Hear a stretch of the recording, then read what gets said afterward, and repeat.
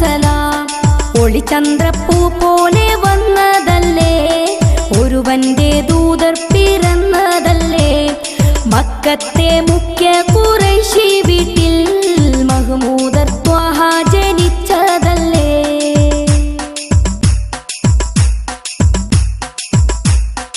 ഒളിത്തിളങ്ങിയ മണിവിളക്കത് മതിയിലുമഴകേ, തെളി പകർന്നിടും മഹിലകില മധുരിത കനിയേ. ഒളിത്തിളങ്ങിയ മണിവിളക്കത് മതിയിലുമഴകേ, തെളി പകർന്നിടും മഹിലകില മധുരിത കനിയേ.